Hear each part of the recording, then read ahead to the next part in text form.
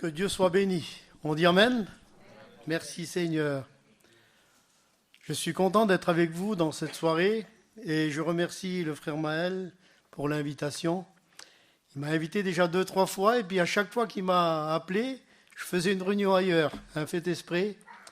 Des fois c'est comme ça, mais là, eh bien, je ne faisais pas de réunion ailleurs et donc j'étais content de répondre parce que je ne refuse jamais quand quelqu'un m'invite de faire une réunion. C'est tellement important, Seigneur. Une réunion, c'est tellement important. Et je bénis Dieu de voir, eh bien, les frères et sœurs dans la foi, de la famille aussi, que Dieu soit béni. Merci, Seigneur. Dieu est bon, Dieu est vivant.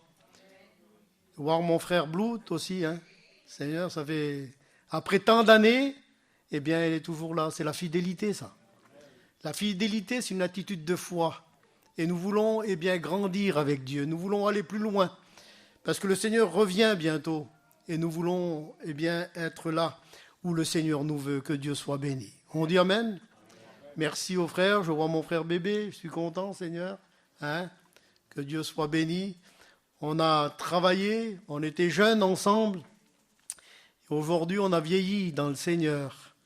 Et je bénis le Seigneur parce que Dieu nous appelle eh bien, à ne pas prendre de retraite. Nous, la retraite, ça n'existe pas pour Dieu. On veut toujours être à l'œuvre et travailler pour le Seigneur. Amen. On dit Amen. J'aimerais vous donner une petite expérience que j'ai faite il y a quelque temps. J'étais à Bordeaux et puis j'allais prendre la rocade et puis venir à Langon. Et puis là, sur la rocade, eh bien, il y avait, juste quand je la prenais, il y avait un stopper, un petit jeune, faisait du stop. Jamais je prends des stoppers. Et c'était le matin, c'était un matin. Et vous savez, dans la parole du Seigneur, il y a un verset dans Malachie chapitre 3, verset 10. La parole de Dieu dit « Mettez-moi de sorte à l'épreuve, et vous verrez si je n'ouvrirai pas pour vous les écluses des cieux. » Et là, eh bien, je m'arrête, et puis je prends ce petit stopper-là. Je le prends, il avait un petit sac, et puis il monte avec moi, et puis je commence à partir, et puis directement, eh bien, ce que je fais, je parle du Seigneur. Et puis j'avais des traités bibliques, et je prends un traité, un prospectus, et puis je lui donne. Et je commence à lui témoigner du Seigneur, à lui parler de Dieu, à lui témoigner ce que Dieu a fait dans ma vie. Et puis ce petit raclot-là, il était stupéfait. Il était là, il écoutait, et puis il ne savait plus quoi faire. Il ne savait plus quoi faire. Il écoutait, il avait les larmes aux yeux, et puis il était là, il écoutait tout ce que je disais. Et puis il avait le prospectus dans la main, là, et puis il regardait, et puis il me regardait. Et tout d'un coup, il me dit « Monsieur, vous êtes pasteur ?» J'ai dit « Oui. »« Vous êtes pasteur ?» J'ai dit « Oui. » Et il me dit « J'étais chez mes parents et puis j'ai parti de chez mes parents. J'ai parti parce que je me suis engueulé et puis j'étais parti, mon père me parlait du Seigneur, c'était des chrétiens. Mes parents, ils vont à l'église, à la République, c'est des chrétiens. Et je me suis engueulé avec eux et puis j'ai parti. Et en partant, j'ai fait une prière à Dieu. J'ai dit, Seigneur, que la première voiture s'arrête. Que la première voiture, eh bien, quand je vais faire du stop, qu'il s'arrête. Et puis moi, eh bien, j'ai passé en même temps et puis je me suis arrêté. Et puis il est monté. Et il dit en plus que la première voiture s'arrête et vous êtes pasteur et vous me parlez de Dieu. Ce petit gars, raclot, là, il était en miettes, pardi.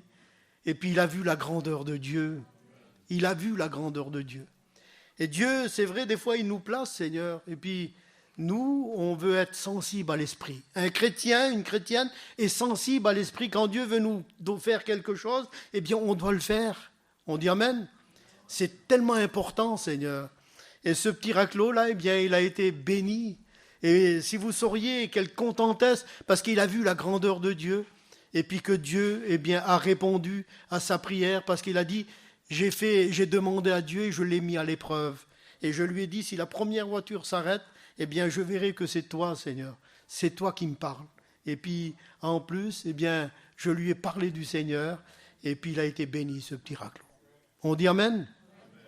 C'est pour cela que nous sommes appelés eh bien, à être sensibles à l'Esprit de Dieu, à ce fait que Dieu puisse nous diriger et qu'il puisse nous conduire. On dit Amen. Amen. Merci Seigneur. Voilà, j'aimerais prier encore le Seigneur et j'aimerais vous parler eh bien, de Jésus ce soir. Il y a le frère tout à l'heure, il a chanté qu'il a été blessé pour nous. Il a été blessé pour nous. Il a été maltraité, il a été opprimé. J'aimerais vous parler du Christ ce soir, parce que Jésus-Christ est celui eh bien, qui a pris notre péché, notre désobéissance. Il a pris tout ce qu'il y avait en nous. Eh bien, il est celui qui nous a donné une nouvelle vie en Jésus-Christ. Et je bénis le Seigneur, parce que ce soir, c'est vrai qu'il a été blessé pour nos péchés, brisé pour nos iniquités. Et le châtiment qui nous donne la paix est tombé sur lui, et c'est par ses meurtrissures qu'on est guéri. On dit Amen. Alors je demanderai à Bébé, serviteur de Dieu, de prier pour moi. Amen. Que Dieu soit béni. On dit Amen. Voilà, j'aimerais faire une lecture avec vous dans le livre de Jonas au chapitre 2, verset 1er.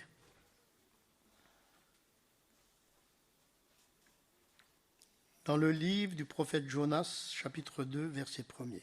Voilà ce que l'Éternel nous dit. L'Éternel fit venir un grand poisson pour engloutir Jonas. Et Jonas fut dans le ventre du poisson 3 jours et 3 nuits. Amen. On dit Amen. J'aimerais vous parler de Jonas, mais ce n'est pas de Jonas que j'aimerais vous parler. J'aimerais vous parler de Jésus-Christ. Jonas, c'était un prophète en Israël, il était prophète, il était du temps de Jéroboam, il datait de 800 ans à peu près avant Jésus-Christ. C'était un prophète de l'Éternel. Et Jonas, eh bien, a une particularité, c'était qu'il a été le premier missionnaire à prêcher pour les païens. Il a prêché l'évangile à Ninive. Ça a été un des plus grands réveils qu'il y a eu. Ça a été quelque chose de terrible. Et la parole du Seigneur, eh bien, nous parle dans le livre de Jonas au chapitre 2 que nous avons lu. Vous savez que Jonas, eh bien, Dieu lui avait parlé, il avait désobéi parce que au lieu d'aller à Ninive, il a été à Tarsis, il a monté sur un bateau, il a payé le prix de son voyage et il est parti et puis il y a eu une tempête sur la mer et puis ceux qui étaient dans le bateau, eh bien, ils jetaient toute la cargaison dehors tellement que le bateau eh bien, est menacé de chavirer, de couler. Et ils ont eu peur, et là ils ont invoqué leur Dieu, et puis leurs dieux n'ont pas répondu, et puis Jonas, lui, eh bien la Bible dit qu'il est descendu dans la cale du bateau, et il dormait lui, il dormait paisiblement, parce qu'il fuyait la volonté de Dieu. Et là, eh bien, après les mariniers vont venir, ils vont le réveiller, ils vont dire, qui es-tu ? Ils vont lui demander qui était son Dieu, tout ça. Et puis il va leur expliquer, ils vont faire tirer au sort également, et puis le sort va tomber sur lui. C'est à cause de lui eh bien, que le bateau menaçait de faire naufrage. Et puis c'était terrible. Alors, ils vont le prendre et puis ils vont le jeter dans la mer. Et la mer, eh bien, s'est calmée. Et Dieu va parler à un poisson, un gros poisson, qui va venir et qui va engloutir Jonas. Et la Bible dit que Jonas, dans le ventre du poisson, eh bien, il va rester pendant 3 jours et 3 nuits dans le ventre du poisson, Seigneur. Quelque chose de terrible. Quelque chose aux yeux du monde, eh bien, l'intelligence humaine, c'est pas possible, c'est pas vrai, parce qu'ils ont cherché quel poisson pouvait engloutir un homme et vivre pendant 3 jours. Eh bien, nous savons que ce qui est impossible aux hommes est possible à Dieu. À Dieu, tout est possible. À Dieu, tout est possible. Dieu est celui qui parle. Il parle aux cétacés, il parle aux animaux, il parle à tout le monde. Et les animaux, les poissons même, eh bien, ils obéissent à la voix de Dieu. Parce que c'est Dieu qui les a créés. C'est Dieu qui les a créés. Et il a créé l'homme, et bien souvent l'homme n'obéit pas à la voix de Dieu. Et on le voit au travers de Jonas, il désobéit parce qu'il ne veut pas aller à Ninive où Dieu l'envoie, il va ailleurs lui. Eh bien nous, on veut obéir à la parole de Dieu. L'obéissance, la parole de Dieu dit qu'il vaut mieux que tous les sacrifices. L'obéissance, obéir à Dieu.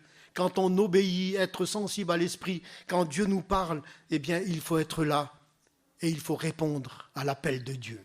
Nous ne devons pas nous éloigner, nous échapper. On ne doit pas s'échapper, on ne doit pas fuir la volonté de Dieu. On doit rechercher la volonté de Dieu et accepter ce que le Seigneur veut mettre dans nos cœurs. C'est lui le maître. Ce n'est pas nous de pouvoir le commander. Non, c'est lui qui nous commande parce qu'il est le maître. Que Dieu soit béni. La parole du Seigneur nous rappelle dans Matthieu chapitre 12 que Jésus lui-même va parler de Jonas. Il va parler de Jonas. Et il va même parler de sa sépulture, de sa mort et de sa résurrection. Il va dire de même que Jonas a été pendant 3 jours et 3 nuits dans le ventre du poisson, le Fils de l'homme sera pendant 3 jours et 3 nuits dans le sein de la terre. Il va parler de sa mort et de sa résurrection, le Seigneur. Il va parler de Jonas, de cette histoire de Jonas du poisson, que c'était quelque chose de vrai. Ce n'était pas une invention d'homme. Et là, la parole du Seigneur nous dit que Jésus-Christ, il a été 3 jours et 3 nuits. Parce que Jésus-Christ, il est mort. Mais avant de mourir, la parole de Dieu nous rappelle que Jésus a été martyrisé, maltraité, opprimé. Le châtiment qui nous donne la paix est tombé sur lui. Et vous savez, le châtiment du Seigneur, ça a été quelque chose de terrible. La parole de Dieu nous dit ceci, dans Ésaïe 53, verset 10. Il a plu à Dieu, ça a été dans sa volonté, il a plu à Dieu de le briser par la souffrance. Il a plu à Dieu de le briser par la souffrance, Seigneur. Et là, la parole de Dieu dit, au chapitre 2 et verset 4, « Tu m'as jeté dans l'abîme, dans le cœur de la mer, et les courants d'eau m'ont environné. Toutes tes vagues et tous les flots ont passé sur moi. » Il a été frappé, le Seigneur. Tous les vagues, tous les flots ont passé sur moi. Les hommes l'ont maltraité, opprimé. Vous savez, quand Jésus a été livré, quand Jésus a été pris, lorsqu'il était dans le jardin de Gethsémanée, alors qu'il priait avec ses disciples, c'était la nuit, et puis là, les soldats vont venir avec Judas Iscariote, parce qu'il l'avait vendu pour 30 pièces d'argent. Et là, la parole de Dieu nous dit, quand ils vont le prendre, ils vont l'amener au prétoire, ils vont commencer à le juger. Et toute la nuit, jusqu'au matin, ils vont le frapper. Ils vont le torturer. On va lui mettre un linge un voile sur le visage. Et puis on frappait sur sa tête avec des roseaux. On s'est moqué de lui. La parole du Seigneur nous dit que le châtiment qui nous donne la paix est tombé sur lui. Le châtiment de Jésus.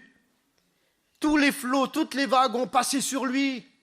Il a été frappé. Son dos a été labouré. La parole de Dieu nous rappelle ceci dans Ésaïe. Dans Ésaïe 52, verset 14. De même qu'il a été pour plusieurs un sujet d'effroi, tant son visage était défiguré, tant son aspect différait de celui des fils de l'homme. De même, il sera pour beaucoup de peuples le sujet de joie, que Dieu soit béni. Lorsqu'il passait dans les rues, là, avec la croix, les meurtrissures qu'il avait sur lui, il différait d'un fils d'homme. On ne pouvait plus le reconnaître tellement qu'il était ensanglanté, tellement son visage était enflé par les coups, les crachats. eh bien, on ne pouvait pas, quand il passait, eh bien, ça a été un sujet d'effroi. Ça a été un sujet d'effroi. Ça a été quelque chose de terrible. Et c'est pour cela que Ésaïe le présente et quand il parle de Jésus, eh bien, on voit, eh bien, tout le châtiment. On voit, eh bien, tout ce qu'il a passé, la souffrance qu'il a passé le Seigneur. Dans le chapitre 53, eh bien, il va dire, qui a cru à notre prédication, qui a reconnu le bras de l'Éternel? Il s'était élevé comme une faible plante, comme un rejeton qui sort d'une terre déséchée. Il n'avait ni beauté ni éclat pour attirer nos regards. Son aspect n'avait rien pour nous plaire. Vous savez, dans le monde, on montre Jésus avec des beaux cheveux, des beaux yeux. On montre un bel homme, c'est vrai. On montre quelque chose de beau. Mais ce n'était pas comme ça, Jésus. C'était pas ça. La Bible dit qu'il n'avait ni beauté ni éclat pour attirer nos regards. Son aspect, c'était tellement simple sur lui. Il était habillé tellement simple. Eh bien, son aspect n'avait rien pour nous plaire. Méprisé et abandonné des hommes, homme de douleur, habitué à la souffrance, semblable à celui dont détourne le visage. Nous l'avons dédaigné, nous n'avons fait de lui aucun cas. Cependant, ce sont nos péchés qu'il est porté. Ce sont nos souffrances qu'il s'est chargé. Et le châtiment qui nous donne la paix est tombé sur lui. Et c'est par ses meurtrissures que nous sommes guéris. Amen. Jésus était ensanglanté. Jésus, à ce moment-là, eh bien, n'avait plus de force. Le sang coulait de toutes parts. On lui avait mis une couronne d'épines. Et quand on lui a mis une couronne d'épines, on frappait sur la tête pour que la couronne puisse rentrer dans la chair. C'était quelque chose de terrible, Seigneur. Oui, toutes les flots et toutes tes vagues ont passé sur moi. Et je suis loin, chassé loin de ton regard. Le Seigneur Jésus-Christ, lorsqu'il passait, vous savez, si Jésus a été meurtri ou son corps a été déchiré, eh bien ça a été à cause de notre péché, à cause de notre désobéissance, à cause de notre orgueil, à cause, eh bien, de la méchanceté de l'homme et de la femme. Mais le Seigneur est celui, eh bien, qui a pris notre péché, notre maladie, nos souffrances. Il a pris notre méchanceté. Le Seigneur est celui qui a porté tout à la croix du Calvaire. Et vous savez, la parole de Dieu nous rappelle ceci, parce que Jésus, sur la croix, a prononcé cette parole, mais la 4e parole que Jésus va prononcer sur la croix du Calvaire, il va faire un cri et il va dire « Élie, Élie, lama sabachthani », c'est-à-dire « Mon Dieu, pourquoi m'as-tu abandonné ? Pourquoi m'as-tu abandonné ?»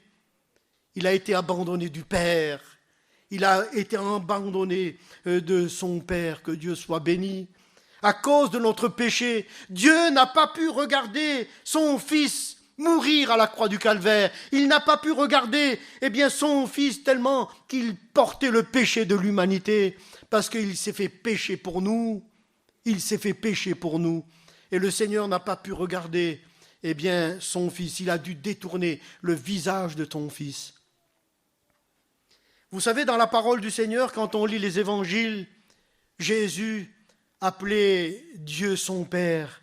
Il disait mon Père. Il parlait toujours de son Père. Mais là, il dit plus mon Père, il dit mon Dieu, pourquoi m'as-tu abandonné ? Pourquoi m'as-tu abandonné ? Il était seul sur la croix à ce moment-là, abandonné du Père.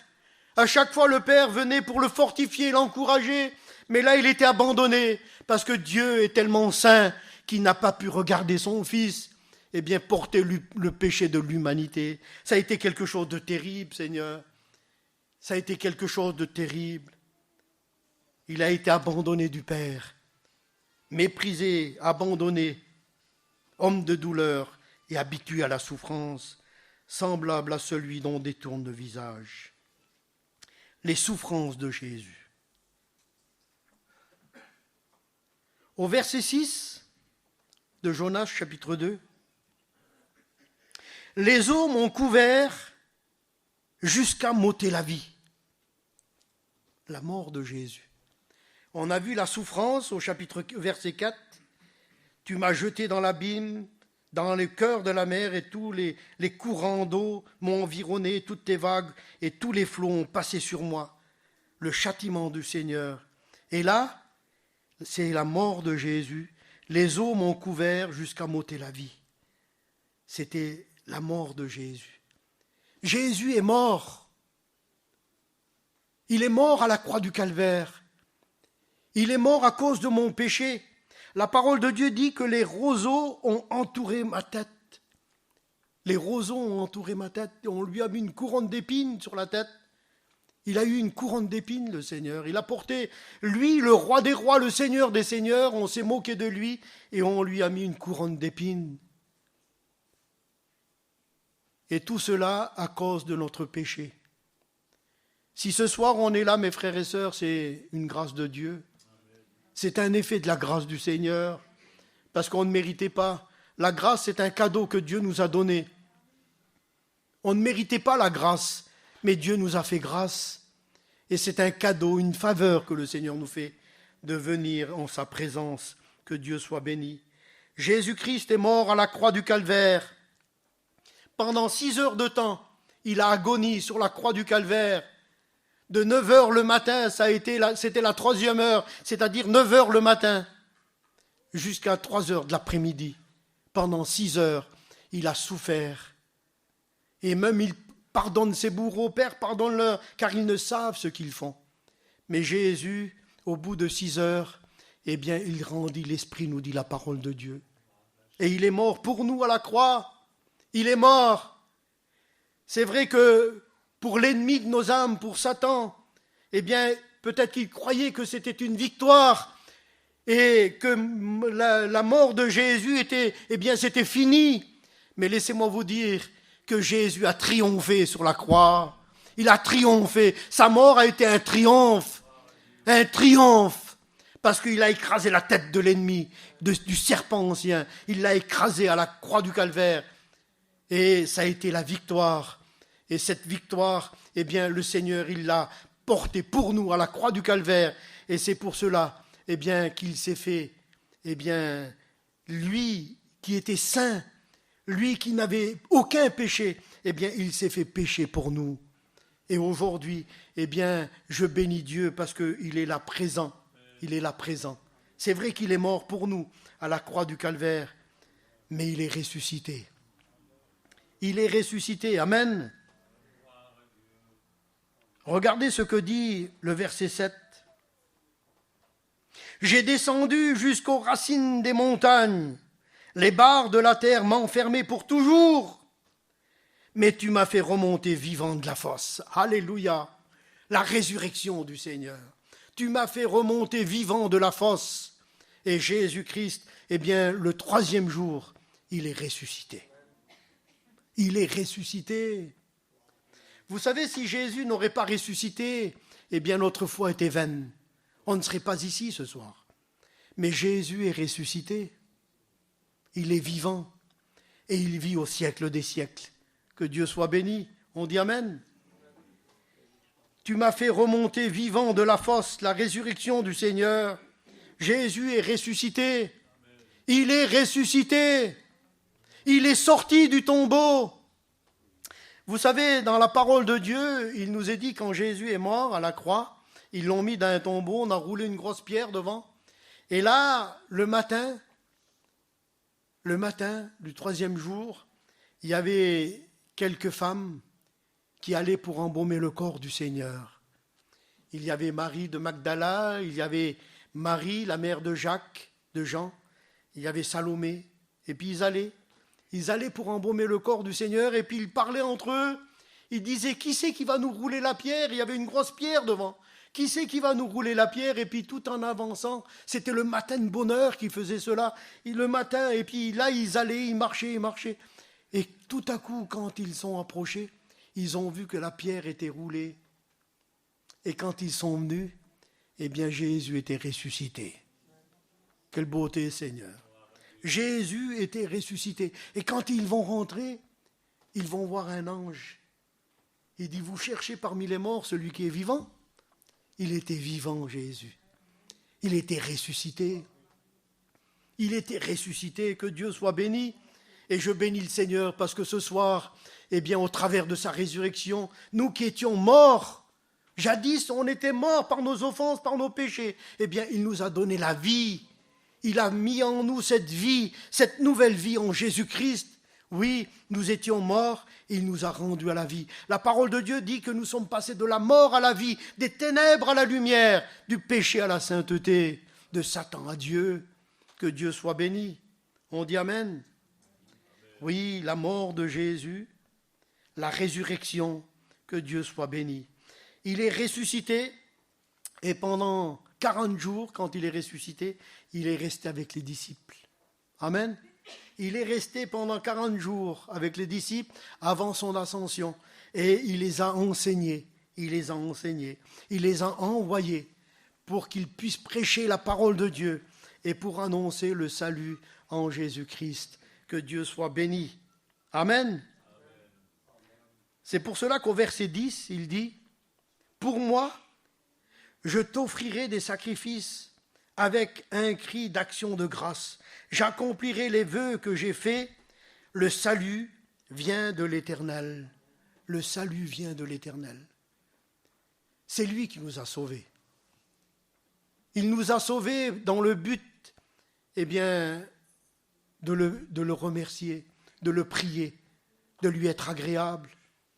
Il nous a sauvés, eh bien, parce qu'on était perdus, parce que nous vivions loin de Dieu.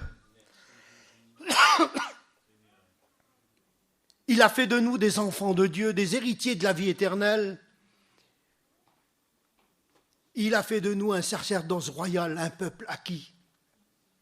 Et il nous a acquis non pas avec de l'or et de l'argent, mais par son sang. Le sang de l'agneau qui a coulé sur la croix du Calvaire. Le sang qui nous a purifiés de tout péché. Le sang de Jésus, que Dieu soit béni. Oui, aujourd'hui, eh bien, nous pouvons dire et nous pouvons le crier de tout notre cœur. Aujourd'hui, eh bien, nous sommes des enfants de Dieu. Nous sommes des héritiers de la vie éternelle. Nous sommes passés de la mort à la vie, mes frères et sœurs. C'est pour cela que nous voulons remercier Dieu de ce qu'il a fait dans notre vie et dans notre cœur. Que Dieu soit béni. Oui, le salut vient de l'Éternel. Le salut en Jésus-Christ. Le salut veut dire action de sauver, mis hors de danger. Pourquoi mis hors de danger ? Eh bien, parce que l'homme et la femme sont en danger. Ceux qui pêchent contre Dieu sont en danger. Il nous faut demander pardon. Et là, on va le voir. Pour demander pardon, la repentance, il faut le voir. La parole du Seigneur déclare que dans le ventre du poisson, eh bien, Jonas va rester pendant 3 jours et 3 nuits. Et au bout de 3 jours et 3 nuits, eh bien, Dieu va parler au poisson et il va rejeter Jonas sur le bord de la mer. Que Dieu soit béni. C'est le miracle de Dieu. C'est le miracle de Dieu. Amen. Et là, quand le poisson va le rejeter sur la terre, eh bien là, le Seigneur va lui parler encore, Dieu va lui parler, et il va dire, Jonas, lève-toi et va à Ninive, la grande ville, et crie contre elle, car sa méchanceté est montée jusqu'à nous. Crie contre elle, car sa méchanceté est montée jusqu'à nous. Et ça fait que Jonas, eh bien, il va aller, et pendant 3 jours, parce que la ville était tellement grande en ce moment, et c'était d'une grande ville, il y avait 120 000 hommes. 120 000 hommes, il y avait beaucoup de personnes. Et là, pendant 3 jours, eh bien, il va marcher pour traverser la ville, faire le tour de la ville. Et puis, il va crier encore 40 jours et Ninive sera détruite. Encore 40 jours et Ninive sera détruite.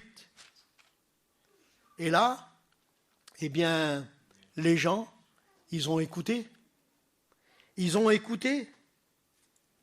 Jonas fit d'abord dans la ville une journée de marche. Il criait et disait encore 40 jours et Ninive sera détruite.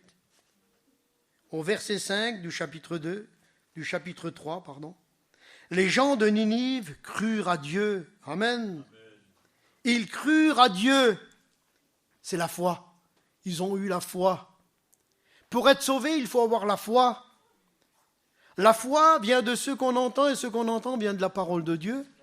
Pour être sauvé, il faut avoir la foi. Et nous savons que le Seigneur est celui qui a mis en nous la foi. La foi, c'est simplement de croire dans les promesses de Dieu. Et les gens de Ninive, ils ont cru. Ils ont cru en Dieu. Et qu'est-ce qu'ils vont faire? Vont-ils rester dans leur position de perdus, dans leur position de péché? Non. La parole de Dieu dit que les hommes et les bêtes soient couverts d'un sac, qu'ils crient à Dieu avec force et qu'ils reviennent de leur mauvaise voie. Amen. Qu'ils reviennent de leur mauvaise voie, la repentance. Ils se sont repentis. Ils ont demandé pardon à Dieu. Sans repentance, il n'y a pas de pardon. Il n'y a pas de pardon sans repentance. Et là, les gens de Ninive, ils ont cru. Et quand ils ont cru, ils se sont repentis. Ils se sont repentis, que Dieu soit béni. Ils se sont repentis. Les bêtes, tout ce qu'il y avait, ils se sont repentis, nous dit la parole de Dieu. Que les hommes et les bêtes soient couverts d'un sac. Qu'ils crient à Dieu avec force et qu'ils reviennent de leur mauvaise voie. Que Dieu soit béni, amen. La repentance, se sont repentis. Et au verset 10, il nous est dit, Dieu vit qu'ils agissaient ainsi et qu'ils revenaient de leur mauvaise voie. Alors Dieu se repentit du mal qu'ils avaient résolu de leur faire. La conversion, amen. Ils se sont convertis. Ils ont accepté Dieu. Ils ont demandé pardon et ils se sont convertis. Ça, c'est la conversion. Que Dieu soit béni. On dit amen. Amen. Merci Seigneur. Pour nous, un jour, ça a été de même. Dieu, il a fait son œuvre, lui. Dieu a fait sa part. Il a fait pour nous l'expiation. Il a expié nos péchés. Amen. Expiation, rédemption. Il nous a rachetés, non pas avec de l'or ni de l'argent, mais par son sang. Amen. Le Seigneur est celui qui a fait pour nous quelque chose de grand, de merveilleux. Il a préparé notre salut, pour que nous puissions accéder jusqu'au trône de Dieu. Amen. Le Seigneur est celui qui connaît nos cœurs ce soir. Et il est celui, qui veut que nous puissions vivre une vie de Dieu. Que Dieu soit béni. L'homme doit avoir la foi, la repentance, la conversion. Doit croire dans les promesses de Dieu. Doit se convertir et doit se repentir. Ça, c'est la part de l'homme et nous avons besoin. Nous l'avons fait un jour parce que nous avons eu la foi, on a écouté la parole de Dieu, on s'est repenti de nos péchés, on a demandé pardon et par la suite, quand on a passé de la mort à la vie, des ténèbres à la lumière et qu'on s'est détourné du chemin qu'on était, qui menait à la perdition pour prendre le chemin de Dieu. Jésus-Christ a dit qu'il est le chemin, la vérité et la vie. Que Dieu soit béni. Et nous voulons suivre Jésus, non pas par crainte, par peur, mais par amour, parce qu'il nous a aimés. La parole de Dieu dit que Dieu nous a aimés d'un amour éternel. Et cet amour, la Bible dit qu'il ne consiste point en ce que nous avons aimé Dieu, mais c'est en ce que Dieu nous a aimés et donné sa vie pour nous. Amen. C'est lui qui nous a aimés. C'est pour cela qu'en retour, nous voulons l'aimer. Nous voulons lui être agréables. Nous voulons être à l'écoute de la parole de Dieu. Et demander à Dieu, parce que tous les jours, on doit demander à Dieu. Quand on passe des épreuves, quand on passe des problèmes, savoir que Christ en nous, c'est l'espérance et la gloire. Savoir qu'avec Dieu, nous avons tout à gagner. Frères et sœurs, on vit les derniers temps. On vit des temps difficiles où il y a un refroidissement spirituel. Et l'Église, au lieu d'accroître, il baisse les bras. Nous voulons que l'Église puisse avancer avec Dieu, qu'il puisse combattre le bon combat de la foi et que le Seigneur nous donne la force d'aller jusqu'au bout. On vit les derniers temps et le Seigneur nous demande de lever les bras et d'être vainqueur. Oui, je puis tout, je puis tout par celui qui me fortifie, disait l'apôtre. Nous voulons que Christ nous fortifie et qui nous encourage à combattre le bon combat de la foi. On dit Amen. On prie le Seigneur ensemble. Amen. Seigneur, notre Dieu, notre Père, nous te disons merci. Merci pour la parole, Seigneur. Ta parole, elle est merveilleuse, ta parole est bonne, Seigneur. Merci pour le sacrifice de la croix, Seigneur, ce sacrifice parfait. Merci, Seigneur, parce que tu t'es donné, Seigneur. On ne t'ôte pas la fille, Seigneur, mais c'est toi qui l'as donnée. Tu l'as donnée pour nous, Seigneur, pour que nous puissions être sauvés, pour que nous